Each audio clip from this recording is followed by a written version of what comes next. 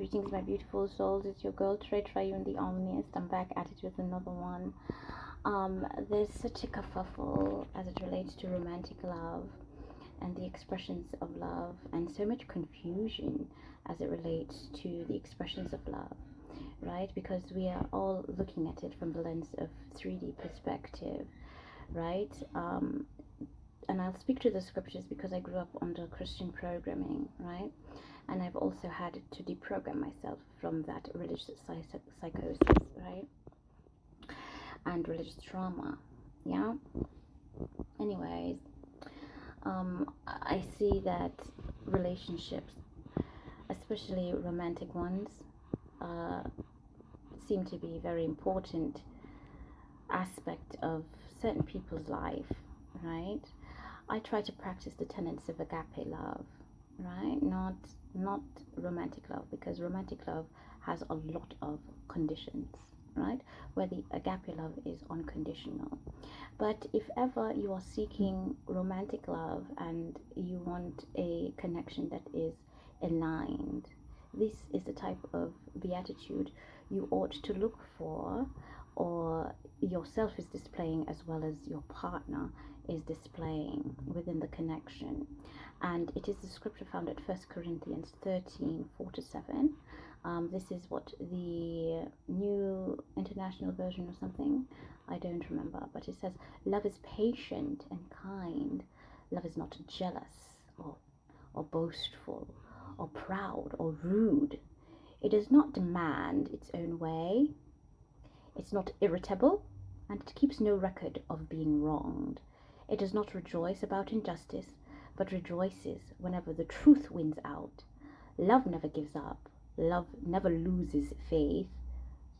Love is always hopeful and endures through every circumstance, right?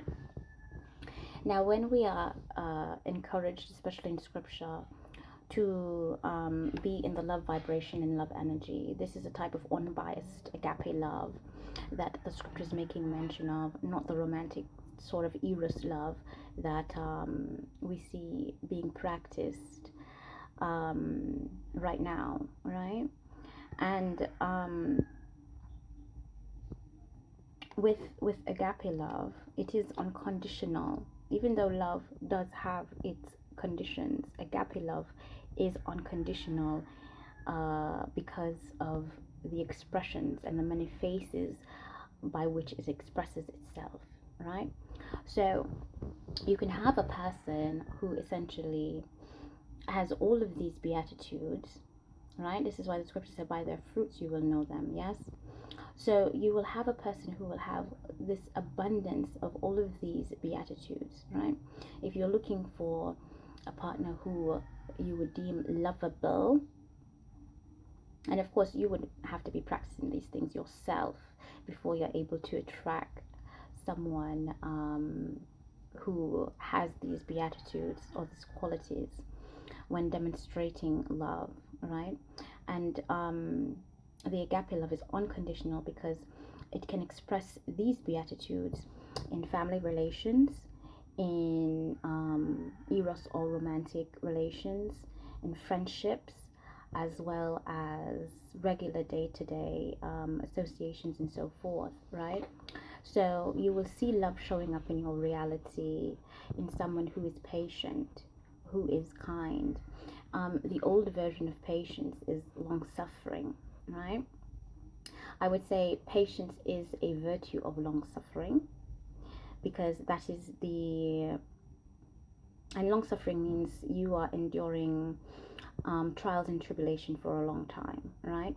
But in order to endure and to keep enduring those hardships, the very core of that is you have to be exercising patience, right? And patience is having an attitude of gratitude while you wait, right? So you're not going to complain, you're not going to be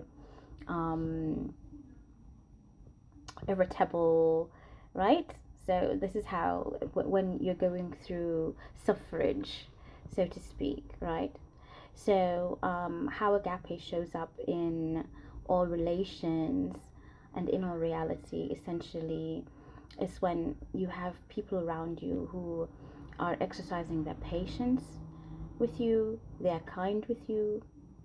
Love is not jealous, and we need to really take note of that, because this is a problem, especially within eros and romantic love. There's a lot of jealousy because people think that they own other people.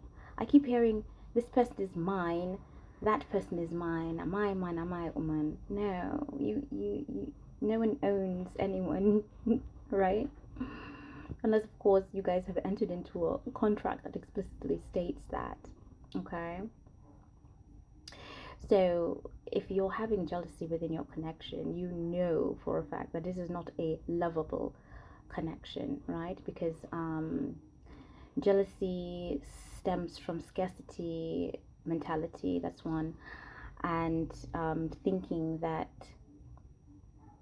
you're entitled to something, and you're having the expectation that you're entitled to something, and then when you don't get that thing, you I don't know, there's this sort of obsession that comes over you in getting that thing because you believe that it is yours, right?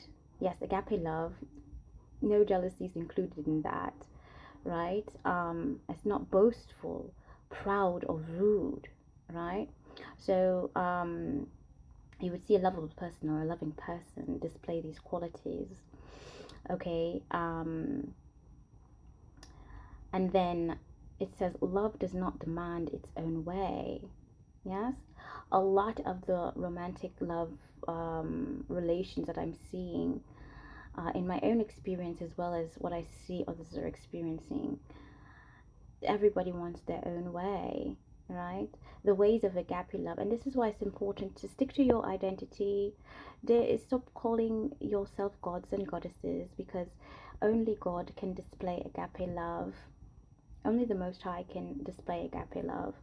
Only Source displays agape love to every single one of us, right?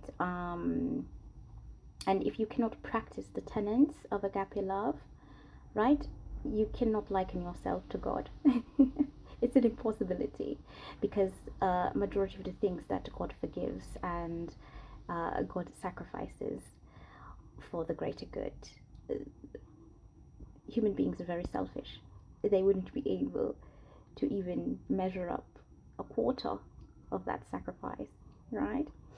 So it's very important to keep our bearings about us and not to try to hijack someone else's identity because it sounds good, right? Another thing, it does not demand its own way, right? Everyone is like my way or the highway. No, what it is describing here really is the opposite of narcissism, if you're looking at it from a psychological standpoint or perspective as well, right?